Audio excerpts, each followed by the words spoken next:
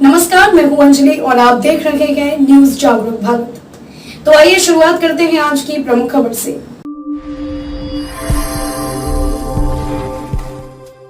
आप सब लोगों को मेरा नमस्कार। सबसे पहले आप सब लोगों को बहुत बहुत बधाई जीतने की, काउंसलर बनने की, और बहुत बहुत शुभकामनाएं। भगवान करे आपके अगले 5 साल बहुत अच्छे बीतें और आप जनता की खूब सेवा करें।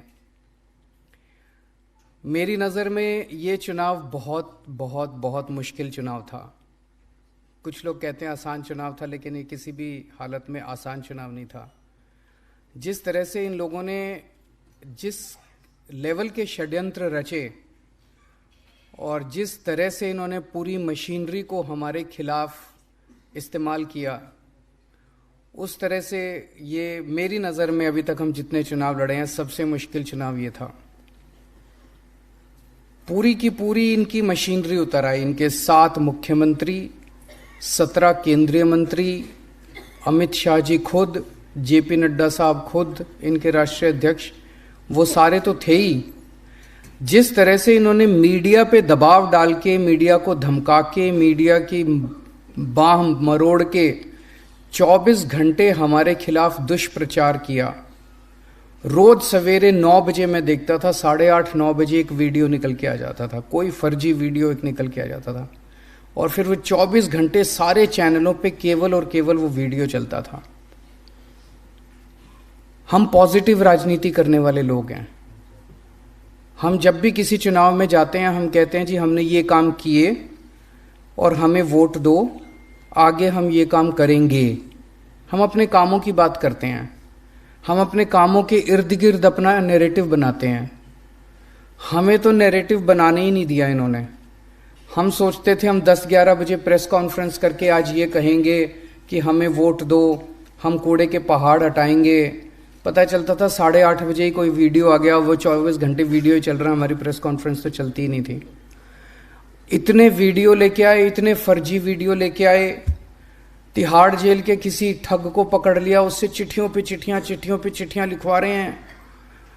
कभी सतेंद्र जैन को जेल में डाल दिया, कभी मनीष सिसोदिया के खिलाफ फर्जी केस कर दिए, कभी कैलाश गहलोत के खिलाफ फर्जी केस कर दिए। इतने सारे फर्जी case, CBI, ED, income tax की इतनी सारी रेड। मैं समझता हूं कि इस किस्म का युद्ध इन्होंने किसी के साथ नहीं किया जिस किस्म का युद्ध इन्होंने एमसीडी के चुनाव के दौरान किया। इन्होंने हमें बदनाम करने में कोई कसर नहीं छोड़ी।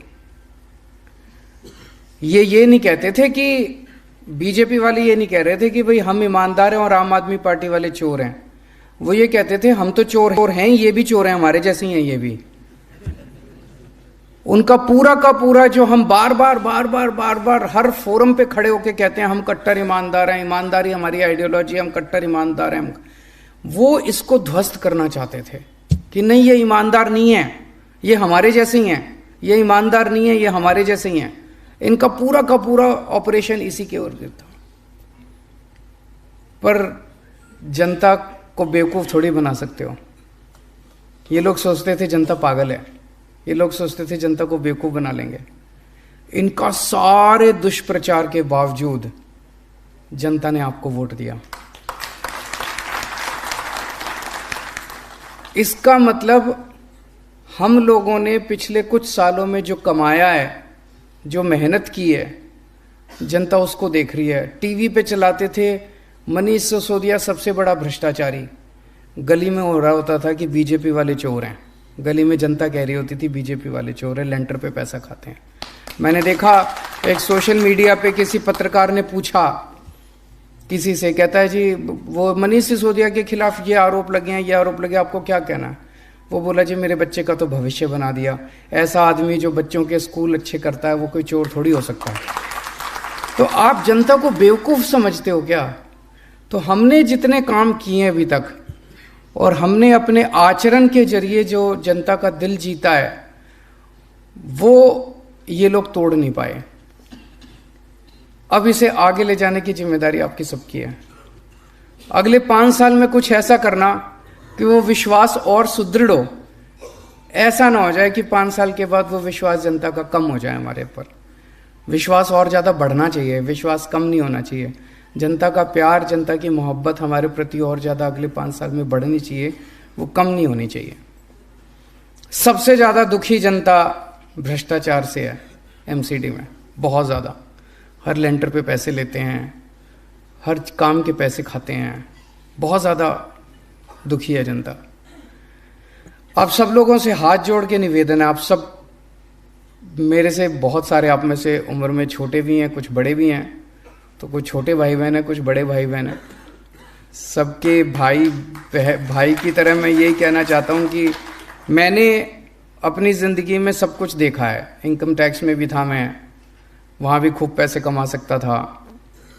उसके बाद फिर काफ़ी टाइम एनजीओ में काम किया, सुंदर नगरी की झुग्गियों में रहा। उसके बाद फिर मुख्यमंत्री बनने का मौका मिला, यहाँ भी खूब पैसे कमा सकते थे। लेकिन फिर अगर मैं पैसे कमाता तो फिर मैं कुछ भी नहीं कर पाता अपनी ज़िंदगी में। अगर आपने आगे बढ़ना है तो आपका चरित्र और आपका आचरण आपको आगे लेके जाएगा। आप अगर ये सोचो ना कि मैं पैसे कमा लूं और किसी को पता नहीं चलेगा, सब पता चल जाता है सबको। और किसी को पता ना चले, ऊपर वाले को तो पता चलता ही है कि नहीं है? भगवान को तो मानते होगे, तो ऊपर वाले को तो पता चलता है जो भी करते हो। ये मान लेना कि अगर पैसे खाने चालू कर दिए तो ये आपका आखिरी मौका है जिंदगी का। भगवान ने आपको मौका दे दिया, आम आदमी पार्टी ने टिकट दे दी, जनता ने आपको जिता दिया। अब यहां से आगे का रास्ता आपके ऊपर है। ईमानदारी से काम करोगे, सेवा करोगे, बहुत आगे तरक्की करोगे।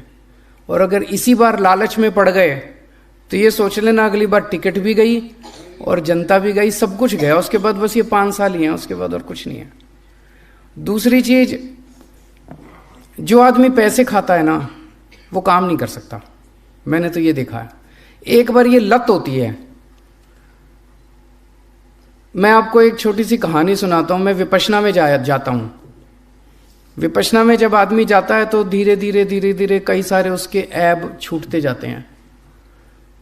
तो मेरा एक इनकम टैक्स में मेरा एक दोस्त होता था, वो भी मेरे साथ विपश्यना में जाने लगा।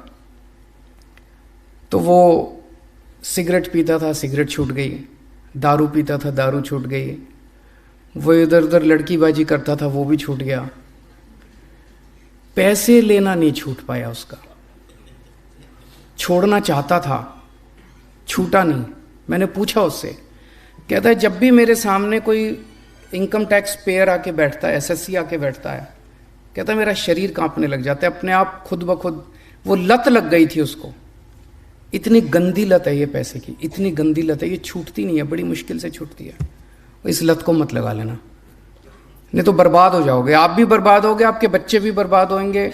ये सीबीआई ईडी वाले तो बाद में आएंगे, वो तो बर्बाद करेंगे ही करेंगे, जेल भी जाना पड़ेगा, सब कुछ बर्बाद, इज्जत भी जाएगी, सब कुछ खराब होएगा, लेकिन आप भी बर्बाद हो जाओगे। और दूसरी तरफ अगर आपने ईमानदारी से काम किया, आज मनीष सिसोदिया ने, हमने, सब लोगों ने ईमानदारी से काम किया है, तो इतने बड़े षड्यंत्र के बावजूद भी कोई हमको बेईमान नहीं मान रहा। कह रहे हैं जी ये ईमानदार लोग हैं जी। और अगर आपने पैसे लेने चालू कर दिए तो इज्जत भी जाएगी, सब कुछ जाएगा। फिर जनता आपके साथ, कोई आपके साथ खड़ा नहीं होगा। और आपके परिवार वालों को जो दुर्गति होती है, आप तो की तो होगी, परिवार वालों की जो दुर्गति होती है वो बहुत ज़्यादा होती है। और इसके काउंटर में अगर आपने ईमानदारी से काम किया तो उसका जो सुकून मिलता है, बहुत ज़्यादा सुकून मिलता है, बहुत ज़्यादा शांति मिलती है, जनता की इज्जत मिलती है, बहुत इज्जत मिलती है। आप बाहर निकलो, जनता इज्जत करती है। और आदमी जिंदगी में चाहता क्या है? आप जितने लोग यहाँ बैठे हो, कोई ऐसा नहीं है कि भाई किसी के घर खाने के लाले पड़े हों। भगवान ने आपको सबको ठीक ठाक दे रखा है। सब आप में से सब लोग इज्जत चाहते हैं कि मेरे को अब इज्जत और मिले, दुनिया की इज्जत मिले। वो इज्जत तभी मिलेगी जब आप ईमानदारी से काम करोगे और जनता का काम करोगे। तो पैसे ना ले लेना, बाकी 2-4 काम कम कर दो तो चलेगा, लेकिन कहीं ऐसा ना हो कि इस बार हम बीजेपी के भ्रष्टाचार के खिलाफ लड़े हैं, कहीं ऐसा ना हो जाए अगली बार बीजेपी हमारे भ्रष्टाचार के खिलाफ लड़े चुनाव। ये नहीं होना चाहिए। तो आप पे बहुत भरोसा है जनता ने भी भरोसा किया, आम आदमी पार्टी ने भी भरोसा किया, आपको टिकट दी, चुनाव जीते आप लोग। और जो आज तक हमने कमाया आम आदमी पार्टी ने, इसको और आगे बढ़ाना है, इसको और विश्वास को, आपका काम पूरे देश में फैलना चाहिए, ये हमारा मकसद है। एक और इम्पॉर्टेंट बात है, एमएलए और काउंसलर मिल के चलना। मैं कई सारे एमएलए से मिलता हूं, उनको ये डर होता है मेरी टिकट ना कट जाए। किसी की टिकट नहीं कट रही, चिंता ना करो। वो कहते थे शीला दीक्षित, एक कहावत है, शीला दीक्षित जानबूझ के चुनाव हारती थी एमसीडी के, ताकि दोनों, तो ये एमएलएज को, कई एमएलएज को ये डर रहता है कि मेरी टिकट ना कट जाए, काउंसलर बड़ा ना बन जाए। आप सबको पता है कि हम सर्वे पे देते हैं टिकट, एमएलए की टिकट भी सर्वे पे मिली, काउंसलर्स की टिकट भी सर्वे पे मिली। अगर दोनों बना के चलोगे तो काम 10 गुना बढ़ेगा, खूब काम होगा, पॉजिटिविटी फैलेगी, और पॉजिटिविटी फैलेगी तो अपने आप सर्वे में एमएलए का नाम आ जाएगा। और अगर आप लड़ाई करोगे तो एमएलए सोचेगा मैं इसके काम ना होने दूं, वो सोचेगा मैं एमएलए के काम ना होने दूं, ना तो एमएलए का सर्वे अच्छा आएगा और ना काउंसलर का सर्वे अच्छा आएगा, दोनों अपने हाथ काट लोगे। तो मेरा अपना ये थोड़ी सी स्ट्रैटेजी है, भाई बना के चलो, दोनों बना के चलो। कई लोगों को ये है, मैं बात करता हूँ एमएलए से, एमएलए कहते हैं जी इसने मेरे चुनाव में मेरे खिलाफ काम किया था। भूल जाओ, कोई बात नहीं, किया था। मेरे खिलाफ पता नहीं कितने लोग हैं जिन्होंने मेरे को काले झंडे दिखाए थे। मेरे खिलाफ कई लोग हैं जो 2020 के चुनाव में जिन्होंने मेरे ऊपर पत्थर फेंके थे, उनको भी इस बार मैंने टिकटें दी हैं। हमें तो दिल्ली के 2 करोड़ लोगों को साथ लेके आना है, हमें लोगों को दुश्मन नहीं बनाना, दुश्मनियां खत्म करनी है, जितनी हैं भी वो भी खत्म करनी है। हमारी दुश्मनी है तो भ्रष्टाचार से है, हमारी दुश्मनी है तो कूड़े से है, हमारी दुश्मनी है तो समाज के कुरीतियों से है। जितने भी 2 करोड़ लोग हैं जिन्होंने भी हमारे खिलाफ कभी जिंदगी में काम किया, उनको भी दोस्त बना लो, सबको दोस्त बना लो। अंत पंत में सारी बीजेपी को भी ज्वाइन कराएंगे एक दिन, चिंता ना करो, सारों को साथ लेके आएंगे, सबको, 2 करोड़ लोगों को सबको एक दिन आम आदमी पार्टी में ज्वाइन कराएंगे। तो ये सारा अपने मन से निकाल दो। कई लोगों के मन में इसने मेरे खिलाफ काम किया था, मैं जिंदगी भर इसका साथ, इसको नहीं, छोड़ दो। किया था, अब गले मिल लो, बस हो गया। अब आगे काम नहीं करेंगे, साथ मिल के काम करेंगे, पुराना खत्म। तो साथ मिल के काम करना है और सबके काम करने हैं। कई हम लोग ये सोचते हैं ये हमारी पार्टी का, इसने तो मेरे को, इस मोहल्ले ने तो मेरे को वोट ही नहीं दिया, इसको मैं क्यों वो करूं। आप ये मान के चलो कि जब हमारी सबसे पहले 28 सीट आई थी, हमको बहुत कम लोगों ने दिल्ली में वोट दिया, फिर अगली बार और ज़्यादा दिया, फिर अगली बार और ज़्यादा दिया। क्यों? हम धीरे धीरे इसको भी अपना बना लिया, इसको भी अपना बना लिया, व्यापारियों को भी अपना बना लिया। अगर हम ये सोचते थे ये तो हमारा वोट, ये तो हमें वोट नहीं देते, ये तो वोट नहीं, तो हम तो और कम होते जाते। अपने मन से ये निकाल दो कि इस मोहल्ले ने अगर वोट नहीं दिया तो सोचो इस बार तो इस मोहल्ले का वोट लेना ही है, उनके काम करने ही है। सबके काम करो, बीजेपी वालों के भी करो, कांग्रेस वालों के भी करो, और धीरे धीरे उनको पार्टी में शामिल करते जाओ। लड़ना किसी से नहीं है, पूरी विनम्रता के साथ हाथ जोड़ के आगे बढ़ना है, सबके काम करने हैं। और खासकर सफाई कर्मचारी बेचारा दोनों तीनों तरफ से पिसता है। जनता भी उसके पीछे पड़ी रहती है, उसको तनख्वाह भी टाइम पे नहीं देते। तनख्वाह अब टाइम पे दिलाएंगे, मैंने बोला है तनख्वाह टाइम पे दिलाएंगे। लेकिन उनको साथ लेके चलना, उनको दोस्त बनाना, उनको शादी ब्याह में मदद करना, शादी ब्याह में जाना, उनको अपना परिवार का हिस्सा बनाना, और उनको साथ लेके चलोगे, देखो वो बड़े इमोशनल लोग हैं, उनको साथ लेके चलोगे, वो आपका नाम ऊंचा करेंगे, आपका काम अच्छा करके दिखाएंगे। और लास्ट में एक जो सबसे इम्पोर्टेंट चीज़ है, ये अब आप लोगों को खरीदने की कोशिश करेंगे। ऑलरेडी फ़ोन आने चालू हो गए हैं, कुछ लोगों के पास फ़ोन आए हैं, किसी को कह रहे हैं 10 लाख ले लो, किसी को कह रहे हैं 50 लाख ले लो, हमारे पक्ष में वोट डाल दो। मुझे पूरी उम्मीद है आप में से कोई नहीं बिकने वाला, एक आप में से हीरा है, मेरे को पूरी उम्मीद है। लेकिन इनको एक्सपोज करना भी ज़रूरी है। तो अपने अपने फ़ोन रिकॉर्डिंग पे लगा लो, जो भी फ़ोन आए रिकॉर्ड हो जाएगा, तो रिकॉर्डिंग पे लगा लो, रिकॉर्ड कर लेना।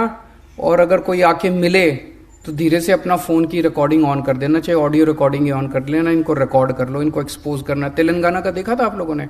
तेलंगाना में किस तरह से ये एमएलए खरीदने गए थे, देखी थी आप लोगों ने? वो वीडियो आई थी, उसमें ये भी कह रहे थे दिल्ली के हमने 40 एमएलए खरीद लिए।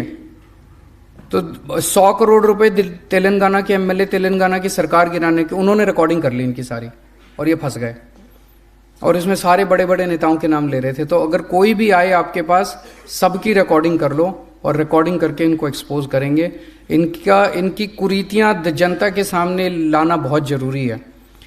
और अगर किसी के पास भी फोन आए, कोई मिलने आए, तुरंत अपने कोऑर्डिनेटर को बता देना। अभी जो मनीष जी ने बताया, आतिशी, दुर्गेश, सौरभ, आदिल जो हैं, इनमें से जैसे ही आपके पास आपके एमएलएज भी हैं, अपने एमएलएज के भी संपर्क में रहना, और अगर कोई जरूरत पड़े तो इनको भी बता देना, अपने अपने एमएलए को बता देना या ऊपर बता देना, उनको जरूर बता देना, ताकि इसके ऊपर हम तुरंत एक्शन ले सकें। आप लोग सब लोग का अगले 5 साल खूब अच्छे बीते हैं। आप लोग खूब एंजॉय करो काम करना, जनता के खूब आपको आशीर्वाद मिले, ऐसे मैं प्रभु से कामना करता हूँ। बहुत बहुत शुक्रिया। खबरों में अब तक के लिए बस इतना ही। मिलते हैं फिर ऐसे ही बड़ी खबर के साथ। तब तक के लिए नमस्कार और देखते रहिए न्यूज़ जागरूक भारत।